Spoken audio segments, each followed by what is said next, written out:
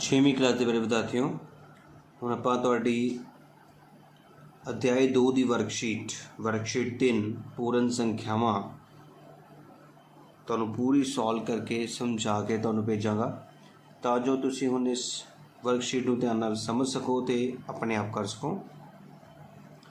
ध्यान नाल देखना है। पहला क्वेश्चन, सही कथन ते टिक लगाना है तो कथन गलत कथन ते क्रॉस का निशान लगाओ। Put tick for true and cross for false statement. एक सब तो छोटी पूर्ण संख्या है। सब तो पहले तुहानूं ये तो पता होना चाहिए ना कि पूर्ण संख्यावां किहड़ियां होंदियां ने ते प्राकृतिक संख्यावां किहड़ियां होंदियां ने।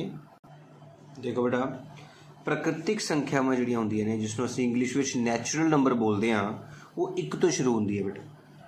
1 2 3 4 5 6 100 2 चलती जा रही है, कदे खत्म नहीं होंदियां, पर यह पता है कि शुरुआत 1 तो होंदी है। इसका मतलब की होया, सब तो छोटी प्राकृतिक संख्या कोई पूछेगा तो तुसीं की दसोगे? 1 दसोगे। इसी तरह पूर्ण संख्यावां जिसनूं इंग्लिश में होल नंबर बोलते हैं वो 0 तो शुरू होंदी है बेटा। इस करके सब तो छोटी पूर्ण संख्या 0 होंदी है। हुण साडा पहला क्वेश्चन की है, एक सब तो छोटी पूर्ण संख्या है। पूर्ण संख्या सब तो छोटी 0 होंदी है और एक ही कह रहा है, एक गलत कह रहा है, क्रॉस का निशान बेटा। आई गल समझ? अगला क्वेश्चन देखो,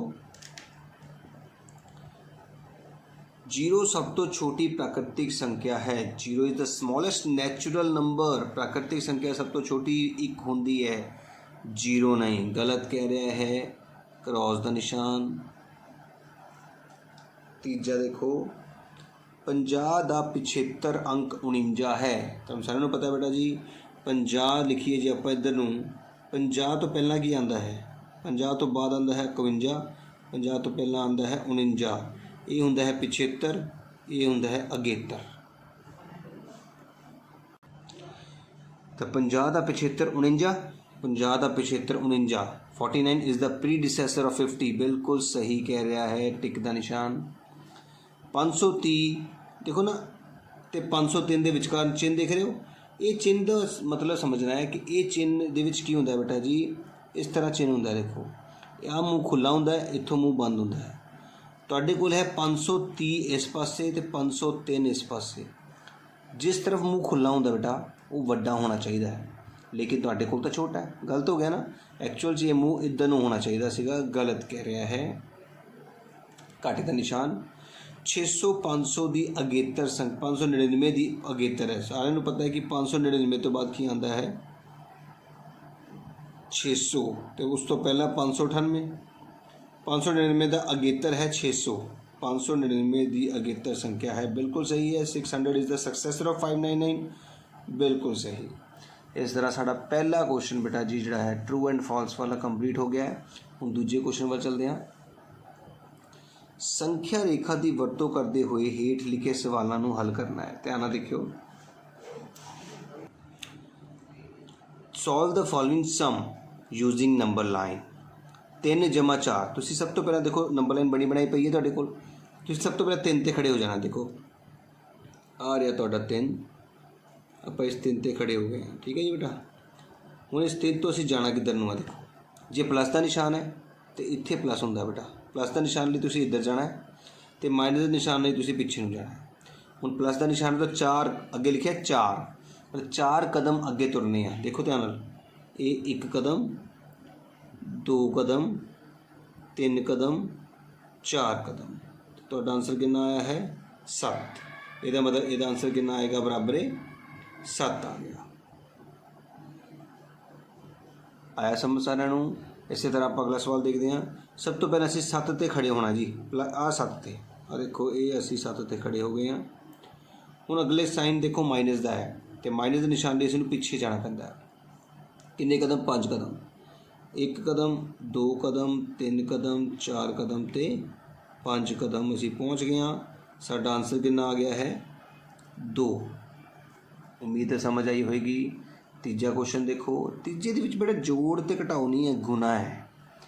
गुना का थोड़ा कंसैप्ट वखरा है बेटा। गुना दे विच हुंदी है जंप। इत्थे कदम चलने होंदे है, इत्थे कदम चलने होंदे है, इत्थे प्लस विच अगे नूं कदम चलने आ, माइनस विच पिछे नूं कदम चलने आ, पर गुना दे विच हुंदी है जंप बेटा। दोनों विचों छोटी संख्या देखो किहड़ी है 3, तो 3 का जंप लेना आपां 3 का की लेना है जंप लेना है कितनी बारी 4 बारी। लगी गल समझ। शुरू 0 तो होना है जंप लेना है 3 का 4 बारी। देखो सीधा जंप लाया असी 3 कदम तो ये 1 2 3 फिर दूजा जंप 6 ते डिग्गा तीजा जंप 9 ते चौथा जंप 12 ते। तो इस तरह साडा आंसर कितना आ गया बेटा जी 12। मेरी उम्मीद समझ आया होगा तुहानूं। जोड़ घटाओ दे विच एक कदम तुरना होंदा है, गुणा दे विच जंप लगानी होंदी है। जंप किद्दां लगानी है तुसीं छोटे अखर की जंप लगानी है। 3 लिखिया है तो 3 अखर की जंप लगनी है तो कितनी जंप लगानी है 4 जंपा लगानी है। इस तरह तुसीं संख्या रेखा तो जोड़ घटाओ ते गुणा पता कीती है। हुण आपां तीजा सवाल करांगे, ध्यान नाल देखना है।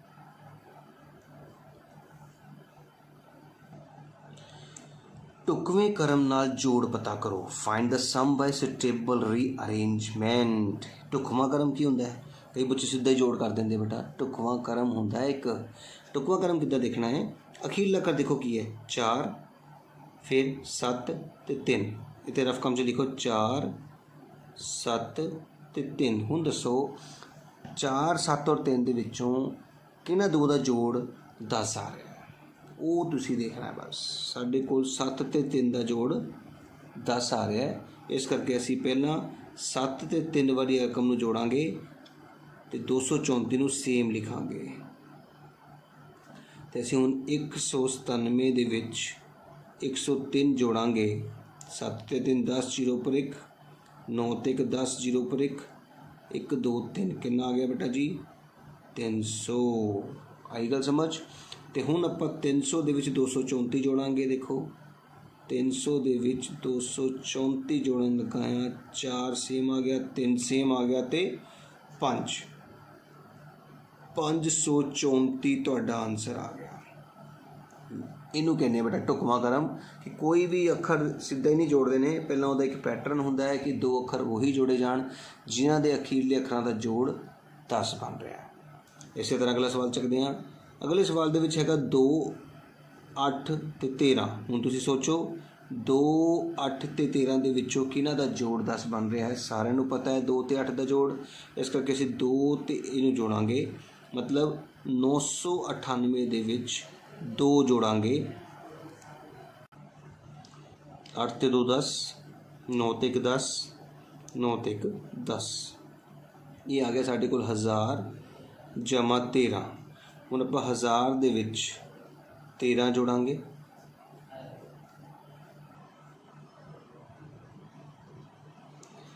1013 साडा आंसर आ गया है। तो इस तरह अपना तीजा क्वेश्चन ढुकवें क्रम नाल जोड़ पता करने वाला हो चुका है।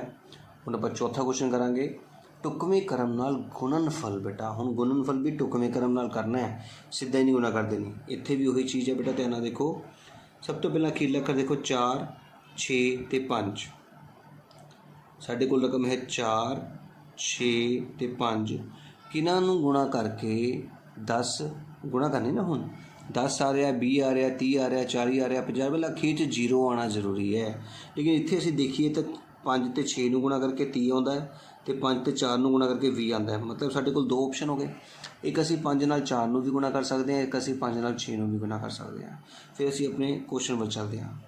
5 नूं 6 नाल गुणा करने लई सानूं वड्डी गुणा करनी पै रही है, लेकिन 5 नूं 4 नाल गुणा करने लई सानूं साडी जिहड़ी गुणा है वो छोटी है। इस करके असीं पहलां 25 नूं 4 नाल गुणा करेंगे। मेरी गल नूं समझो बेटा कि असीं पहलां किहड़े 2 अक्षर चूज़ करने आ जिन्हां नूं गुणा करनी है। तिन्नां नूं इकट्ठी गुणा तो हो नहीं सकती।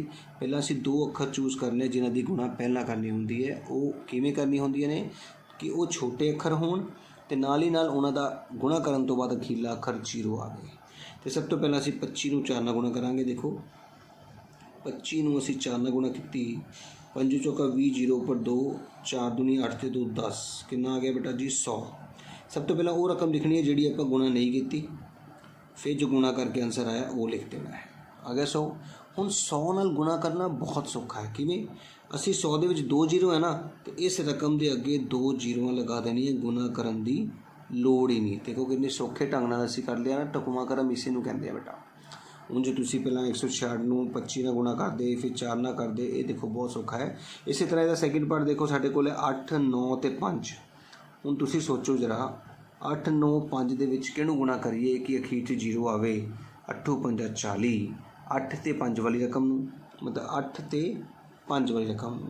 ਅਤੇ ਅਸੀਂ ਹੁਣ 125 ਨੂੰ ਗੁਣਾ ਕਰਨ ਜਾ ਰਹੇ ਹਾਂ 8 ਨਾਲ।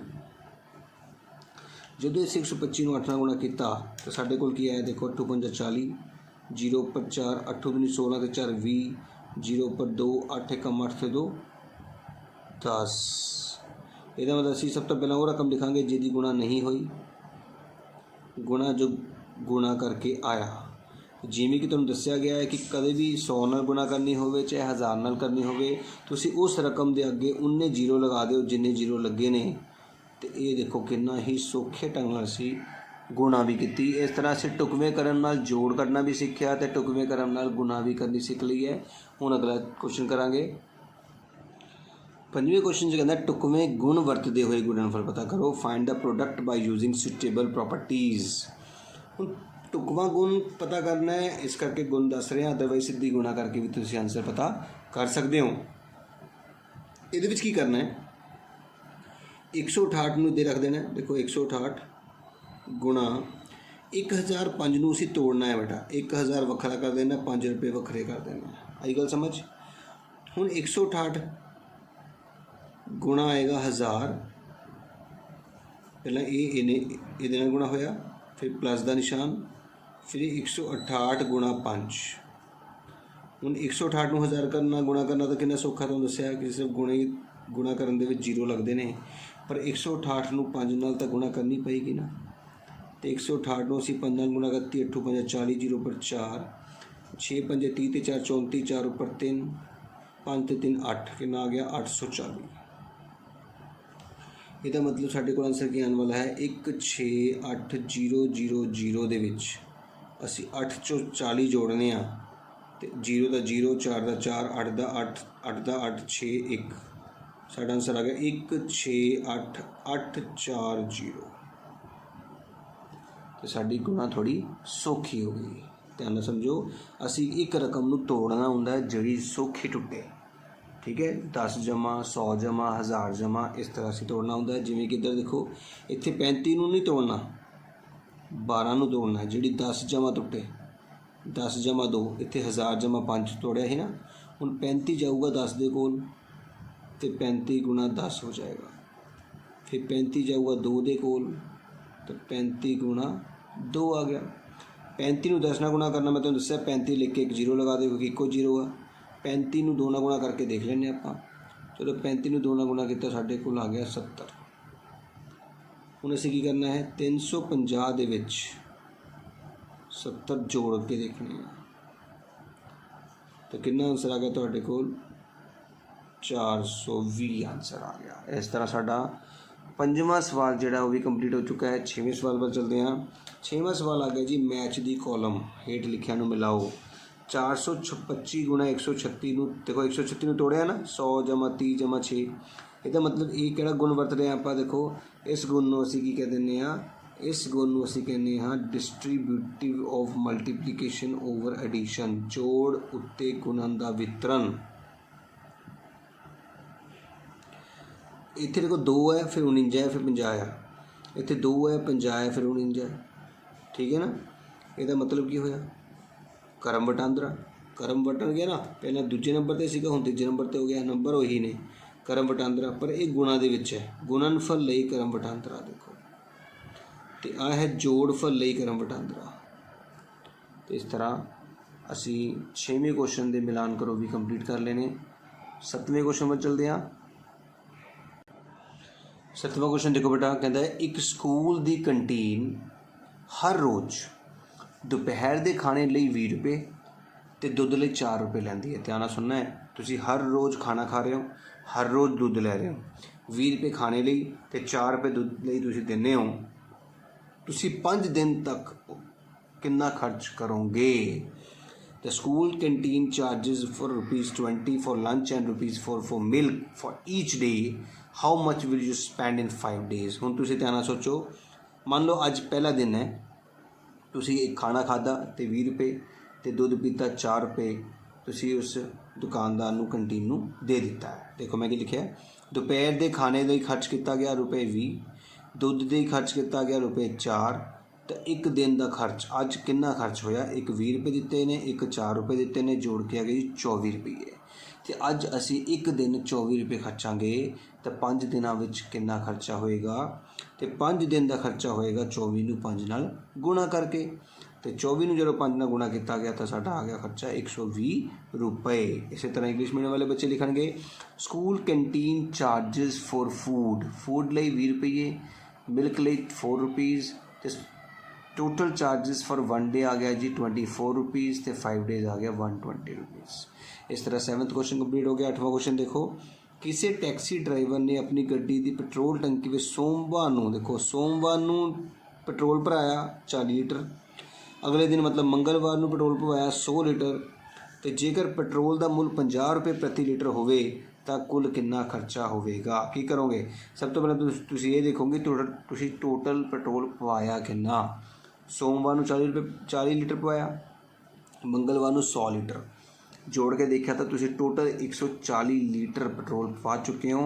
140 लीटर 1 लीटर 50 का, तो फिर 140 लीटर पता करने लिए असीं गुणा करांगे 140 नूं 50 नाल।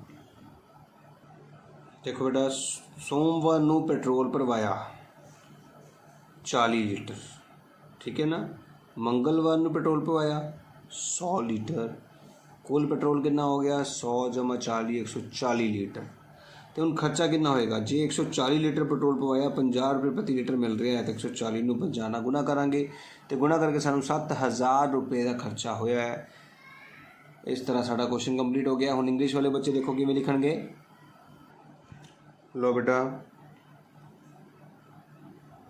पेट्रोल फिल्ड ऑन मंडे, देखो 40 litre petrol on Monday, petrol field on Tuesday 100 litre, ठीक है जी।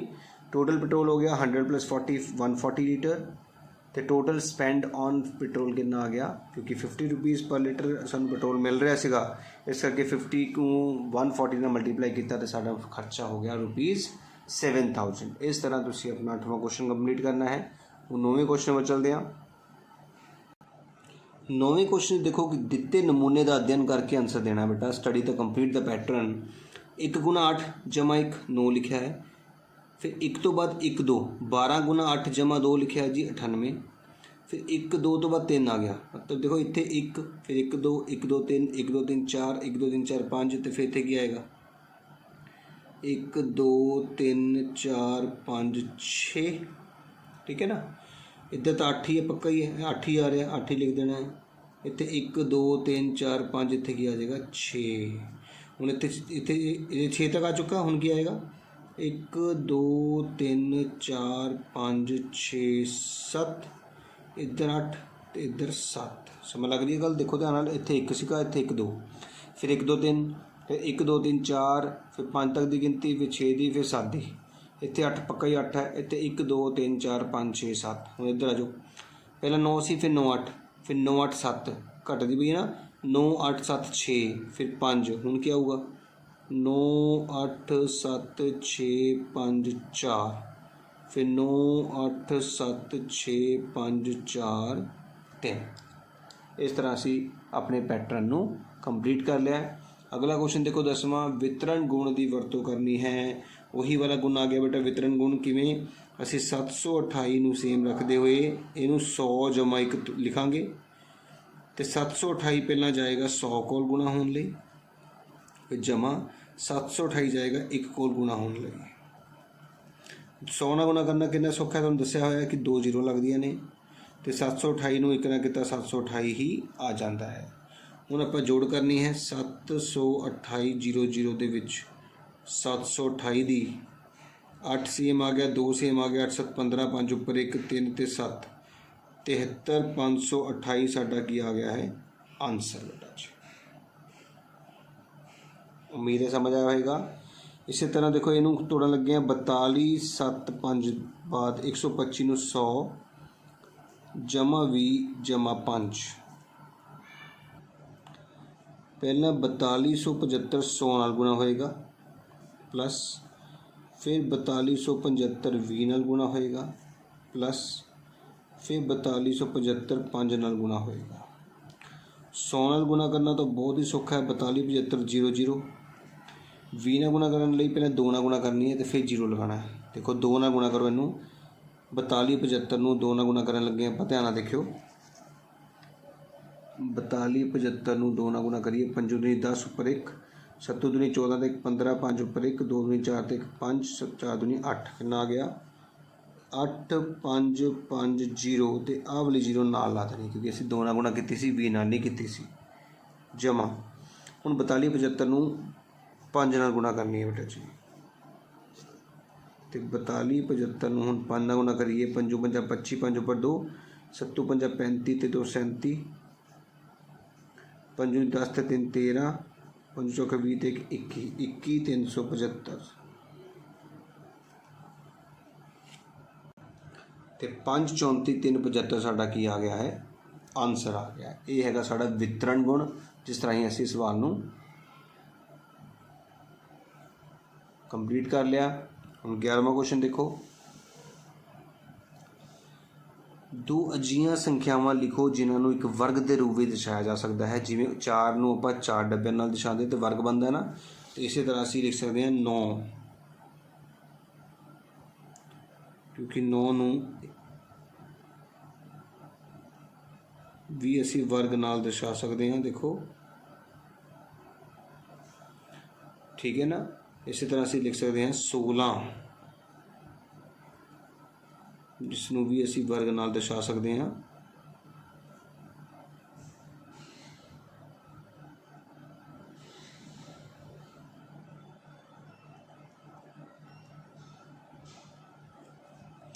ये दो साडे आंसर आ गए। इस तरह कहता कि दो अजिहियां संख्यावां लिखो जिन्होंने वायद के रूप में दर्शाया जा सके जिमें कि 6 तो इस तरह का आप लिख सकते हैं आयत लई 8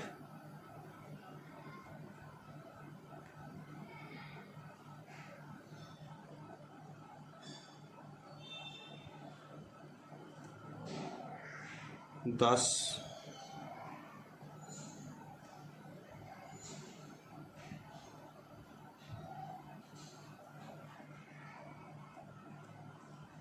तो इस तरह साढ़े दो आंसर आ गए ने एक 8 उदाहरण तो एक 10 उदाहरण।